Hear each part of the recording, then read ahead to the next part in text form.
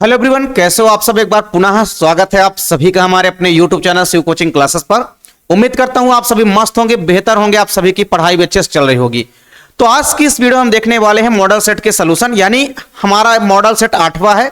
इसके पहले हमने 7 नंबर तक के जो हमारे मॉडल सेट थे इसके हमने ऑब्जेक्टिव के वीडियो आपको प्रोवाइड करा दिए हैं। अभी तक अगर आप नहीं देखें तो आप प्ले लिस्ट में जाइए, वहां पे आपको सारे के सारे मॉडल सेट के सलूशन मिल जाएंगे। आज की इस वीडियो को स्टार्ट करते हैं। आज की इस वीडियो में हम जो 8वां मॉडल सेट है इसके सारे के सारे इंपॉर्टेंट ऑब्जेक्टिव को सॉल्व करने वाले हैं। चलिए बात करते हैं। सबसे पहले हमारे यहाँ पे क्वेश्चन कौन से हैं। सबसे पहले सही विकल्प वाले क्वेश्चन है, तो सबसे पहले तो हमको इनको सॉल्व करना है, ठीक है। तो चलिए पहला क्वेश्चन क्या है, कितने द्वितीयक शुक्र कोशिकाओं से 400 शुक्राणु बनेंगे।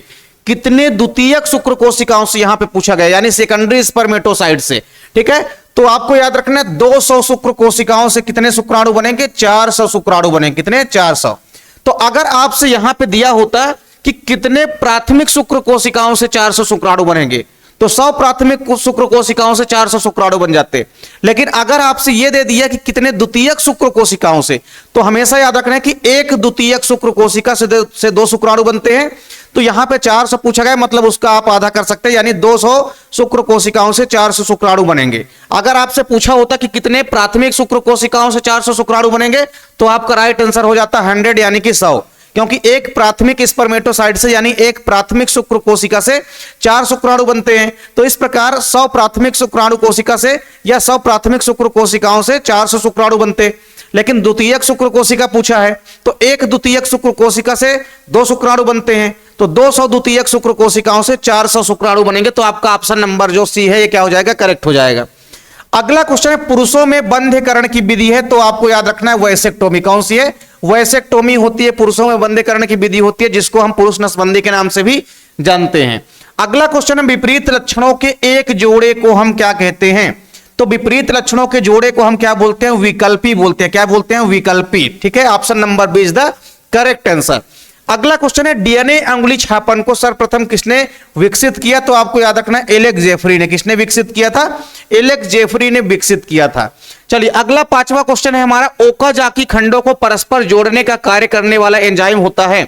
कौन सा ऐसा एंजाइम होता है जो कि डीएनए के खंडों को आपस में जोड़ने का काम करता है। तो आपको याद रखना है डीएनए लाइगेज। ऑप्शन नंबर जो ए है आपका, ये क्या हो जाएगा, करेक्ट हो जाएगा, ठीक है। पहला ऑप्शन आपका क्या हो जाएगा, करेक्ट हो जाएगा। डीएनए लाइगेज एक विशिष्ट प्रकार का एंजाइम है जो डीएनए के ओकाजाकी खंडों को परस्पर आपस में जोड़ने का कार्य करता है, ठीक है। तो 5 क्वेश्चन का आप लोग स्क्रीनशॉट भी ले सकते हैं। चलिए इसके बाद कुछ और हमारे इंपॉर्टेंट मल्टीपल चॉइस क्वेश्चन है। चलिए अगला क्वेश्चन है हमारा, पुनर्संयोजित डीएनए प्रौद्योगिकी द्वारा उत्पादित मानव हार्मोन्स है, तो आपको याद रखना है इंसुलिन, ठीक है। अगला क्वेश्चन है, P + Q का स्क्वायर बराबर क्या हो जाएगा, यहां पे P² + 2PQ प्लस आपका हो जाएगा Q² = 1। ये समीकरण का उपयोग होता है किसमें होता है, ये जो है आपको पता है हार्डी-वेनबर्ग का एक प्रकार से नियम था, इसी प्रकार का मिलता जुलता। तो आपको याद रखना है कि हार्डी-वेनबर्ग का ये जो नियम है, ये जीव संख्या की अनुवंशिकी में, जीवों की संख्या की जो भी अनुवंशिकी होती है उसमें हम इस हार्डी-वेनबर्ग नियम को हम क्या करते हैं, लगाते हैं, ठीक है। तो इसका भी आप लोग स्क्रीनशॉट ले सकते हैं। चलिए इसके बाद हमारे रिक्त स्थान वाले क्वेश्चन है जिनको सॉल्व करना है। चलिए ये हमारे रिक्त स्थान वाले क्वेश्चन है। पहला क्वेश्चन है कि एक अंडाणु जनन की प्रक्रिया में एक अंडाणु तथा कितने ध्रुव कोशिकाएं बनती है। तो आपको याद रखना है कि किसी एक अंडाणु जनन की प्रक्रिया में एक अंडाणु बनता है तथा साथ ही साथ 3 पोलर बॉडीज का निर्माण होता है। चलिए अगला क्वेश्चन है, परिवार नियोजन को अब किस नाम से जाना जाता है। तो परिवार नियोजन कार्यक्रम का नाम बदल करके अब क्या रख दिया गया है, परिवार कल्याण कार्यक्रम। क्या रख दिया गया है, परिवार कल्याण कार्यक्रम रख दिया गया है, ठीक है, परिवार कल्याण कार्यक्रम। तो परिवार नियोजन का नाम अब क्या रख दिया गया है, परिवार कल्याण कार्यक्रम रख दिया गया है, ठीक है। अगला क्वेश्चन है, मानव में लिंग निर्धारण किस गुणसूत्र के द्वारा होता है। तो मानव में जो लिंग का निर्धारण होता है ये बाई गुणसूत्र के कारण होता है, ठीक है, या आप कह सकते हैं एक्स बाई गुणसूत्रों के कारण होता है, ठीक है। मेनली जो है आपका बाई गुणसूत्र जो है ये लिंग निर्धारण के लिए जो है मेन उपयोगी होता है, ठीक है। अगला क्वेश्चन है, ग्रेगर मेंडल ने अपने प्रयोग किस पौधे पर किए थे। तो आपको याद रखना है मटर के पौधे पर। किस पौधे पर इन्होंने अपने प्रयोग किए थे, मटर के पौधे पर, यानी पाइसम सटाइवम के प्लांट में इन्होंने किया था। अगला क्वेश्चन है, डीएनए से एमआरएनए बनने की विधि को हम क्या बोलते हैं, ट्रांसक्रिप्शन बोलते हैं, या आप लोग लिख सकते हैं अनुलेखन कहते हैं, ठीक है। तो हिंदी में अनुलेखन या ट्रांसक्रिप्शन कहते हैं, ठीक। अगला क्वेश्चन है इंटरफेरॉन कितने छोटे समूह होते हैं? तो इंटरफेरॉन आपको याद रखना छोटे प्रोटीन समूह होते हैं। क्या होते हैं? छोटे प्रोटीन समूह होते हैं। ठीक है, चलिए अगला क्वेश्चन है अमेरिकी वैज्ञानिक जो मिलर थे, स्टेनले मिलर, और इसके अलावा जो यूरो थे, इन्होंने अपने प्रयोग में मीथेन, अमोनिया एवं और कौन सी गैस को फ्लास्क में बंद किया था? तो आपको याद रखना है हाइड्रोजन गैस को। किसको?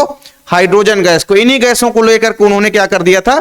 एक बर्तन में लेकर के बंद कर दिया था, एक फ्लास्क में लेकर के, गोल पेंदी वाले फ्लास्क में लेकर के बंद कर दिया था। तो ये सारे रिक्त स्थान वाले जो इंपॉर्टेंट क्वेश्चन है, इसका भी आप लोग स्क्रीनशॉट ले लीजिए। अब इसके बाद हमारे क्वेश्चन है एक शब्द या एक वाक्य में उत्तर। ठीक, चलिए एक शब्द या एक वाक्य में उत्तर वाले जो भी क्वेश्चन है इनको भी जल्दी से सॉल्व किया जाए। तो पहला क्वेश्चन है तंबाकू में पाए जाने वाले हानिकारक रासायनिक यौगिक का नाम लिखना है।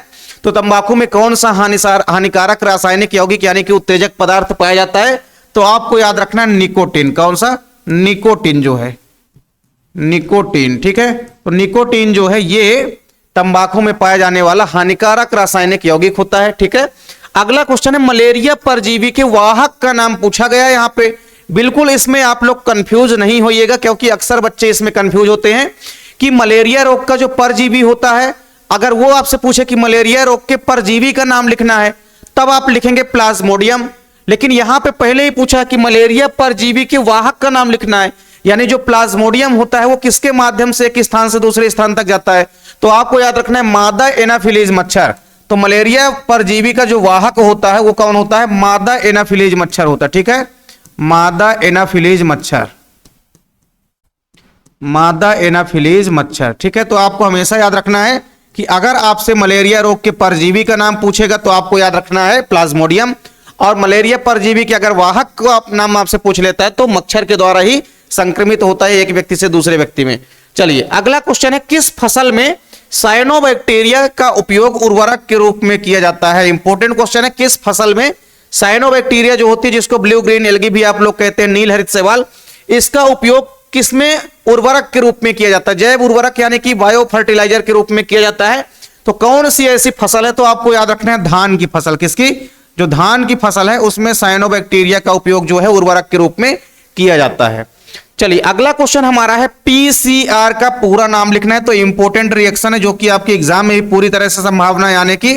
तो आपको याद रखना है polymerase chain reaction, polymerase chain reaction. ठीक है, पॉलीमरेज चेन रिएक्शन। ठीक है, पॉलीमरेज चेन रिएक्शन। ठीक, तो ये हो जाएगा पीसीआर का पूरा नाम, पॉलीमरेज चेन रिएक्शन या पॉलीमरेज श्रृंखला अभिक्रिया। अगला क्वेश्चन जीव संख्या वृद्धि में किस प्रकार के वक्र प्राप्त होते हैं? तो आपको याद रखना है कि जीवों की संख्या वृद्धि का जो ग्राफ होता है वो या तो यस आकार का आता है या तो जे आकार का होता है। ठीक है, तो जे या यस आकार का आता है, ये चीज आपको याद रखना है, इंपॉर्टेंट क्वेश्चन है। अगला क्वेश्चन है वाहक एवं बाहरी जीन के मिलने से बने संयुक्त डीएनए को हम क्या कहते हैं? अगर कोई वाहक डीएनए मिल जाए और उसमें कोई बाहरी फॉरेन डीएनए का समावेश करा दे तो इस प्रकार से एक नया जो डीएनए बनेगा, इस डीएनए को हम क्या बोलते हैं? इसको हम बोलते हैं क्या? इसको हम बोलते हैं क्या बोलते हैं? रिकॉम्बिनेंट डीएनए बोलते हैं, यानी कि पुनर्योगज डीएनए बोलते हैं। क्या बोलते हैं इसको? हम पुनर्योगज डीएनए बोलते हैं। ठीक है, पुनर्योगज डीएनए या रिकॉम्बिनेंट डीएनए। ठीक है, पुनर्योगज डीएनए। ये सारे क्वेश्चन बहुत कंफ्यूज किया करते हैं। जैसे आपका क्या हो गया, एक वाहक यानी वाहक और बाहरी जीन, अगर वाहक और बाहरी जीन के मिलने से एक नया डीएनए बनेगा तो वो रिकॉम्बिनेंट डीएनए कहलाएगा, यानी कि पुनर्योगज डीएनए कहलाएगा या पुनर्संयोजक डीएनए कहलाएगा। लेकिन अगर मान लीजिए किसी एमआरएनए से अगर फिर डीएनए का निर्माण होता है तो इसको हम क्या बोलते हैं? कंप्लीमेंट्री डीएनए बोलते हैं, या इसको हम रेपिटेटिव डीएनए बोलते हैं। ठीक है, रेपिटेटिव डीएनए वो बोलते हैं इसको। तो सारे क्वेश्चन इंपॉर्टेंट है, इनको आपको ध्यान में रखना है। चलिए आप लोग स्क्रीनशॉट भी ले सकते हैं एक शब्द या एक वाक्य में उत्तर वाले क्वेश्चनों का। अब इसके बाद हमारे सारे के सारे इंपॉर्टेंट सही जोड़ी वाले क्वेश्चन है जिनको आपको सॉल्व करना है। चलिए सबसे पहला सही जोड़ी में आप देखेंगे, सबसे पहला जो इंपॉर्टेंट क्वेश्चन है वो है लीडिंग कोशिकाएं। आपको पता है लीडिंग कोशिकाएं जो है वृषण के अंदर पाई जाने वाली, टेस्टिस के अंदर पाई जाने वाली एक स्पेशल टाइप्स की सेल होती है जो कि मेल सेक्स हार्मोन्स यानी कि टेस्टोस्टेरॉन का सिक्रेशन करती है। तो लीडिंग कोशिकाओं का संबंध कहां से हो जाएगा? तो आपको याद रखना है टेस्टोस्टेरॉन से। कहां से हो जाएगा? लीडिंग कोशिकाएं जो है टेस्टोस्टेरॉन हार्मोन्स का सिक्रेशन करती है। ठीक है, पता है आप लोगों को ये मेल सेक्स हार्मोन्स है, किसी मेल की पूरे के पूरे द्वितीयक लैंगिक लक्षणों का निर्धारण करने वाला इंपॉर्टेंट हार्मोन्स होता है। अगला क्वेश्चन है एमनियोसिंथेसिस। तो एमनियोसिंथेसिस के माध्यम से हम भ्रूण का यानी कि लिंग का परीक्षण करते हैं, होने वाली संतान फीमेल होगी या कि मेल होगी, इसका हम पता लगा सकते हैं जन्म के पहले ही इस तकनीक के माध्यम से। अगला क्वेश्चन है प्राकृतिक वर्ण। तो प्राकृतिक वर्ण का एग्जाम्पल आप ले सकते हैं सलभ, किसमें ले सकते हैं, सलभ में आप ले सकते हैं। इसके अलावा अगला क्वेश्चन है बारबीचुरेट। तो बारबीचुरेट जो है एक निंद्राकारी गोलियां होती है, क्या होती है, बारबीचुरेट्स जो है ये निंद्राकारी पिल्स या निंद्राकारी गोलियां होती है। और इसके अलावा एक बचा है अफीम। तो अफीम का बोटेनिकल नेम होता है क्या, पैपावर सोमनीफेरम, ठीक है, पैपावर सोमनीफेरम। तो ये सारे के सारे आपके सही जोड़ी वाले क्वेश्चन हो गए जिनको आपको सॉल्व कर लेना है। तो इस प्रकार से आपने देखा कि सारे के सारे ऑब्जेक्टिव क्वेश्चन काफी इजी हैं और कई बार रिपीटेड क्वेश्चन भी है, बहुत सारे क्वेश्चन रिपीट भी हो रहे हैं, यानी सेलेक्टेड इंपोर्टेंट क्वेश्चन ही आपको तैयार करना है, इतने में ही आपका काम चल जाना है। अगर जो बिल्कुल पढ़ने लिखने वाला नहीं है स्टूडेंट, वो भी अगर चाहे तो केवल इन 10 सेटों के जो ऑब्जेक्टिव सोल्यूशन है इनको अगर वो कर लेता है डेफिनेट रूप से, वो सारे इंपोर्टेंट क्वेश्चन कवर कर लेता है, तो उसके भी अच्छे नंबर बोर्ड एग्जाम में आ जाएंगे। चलिए इसके बाद आप लोग क्वेश्चन भी कुछ इंपोर्टेंट क्वेश्चन भी देख सकते हैं, ठीक है। तो असंग जनन क्या है, स्वपरागण के आपको महत्व बताना है, ये सारे के सारे चिकित्सीय गर्भ समापन यानी एमटीपी आपको तैयार करना क्या होती है, किशोरावस्था में यौन शिक्षा प्रदान करना क्यों आवश्यक है, टेम्पलेट रज्जुक और कूट लेखन रज्जुक में दो अंतर बताना, एक्सान व इंट्रान को परिभाषित करना है, ठीक है। तो ये सारे इंपोर्टेंट क्वेश्चन आपको क्या कर देना है, सॉल्व करते जाना है। तो पूरे के पूरे जो भी इंपोर्टेंट क्वेश्चन है और देख सकते हैं आप, 3-4 अंकों वाले कुछ क्वेश्चन भी आप लोग देख सकते हैं, ठीक है।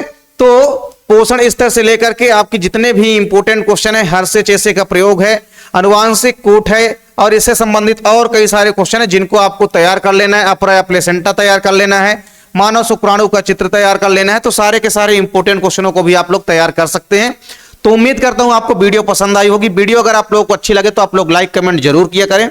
साथ ही साथ आप लोग मॉडल सेट का अगर सोल्यूशन प्राप्त करना चाहते हैं या मॉडल सेट के आप लोग 10 के 10 मॉडल सेट प्राप्त करना चाहते हैं तो आपको उसके लिए मात्र 30 रुपए का चार्ज लगेगा और आपको उसके लिए कॉन्टेक्ट करना पड़ेगा 9685299149 पे, ठीक है, 9685299149 पे, ठीक है। इस नंबर पे आपको कांटेक्ट करना पड़ेगा अगर आप 10 सेट मॉडल पेपर पूरे पूरे लेना चाहते हैं तो, ठीक। तो आप लोगों से मिलते हैं नेक्स्ट वीडियो में, तब तक के लिए जय हिंद, वंदे मातरम।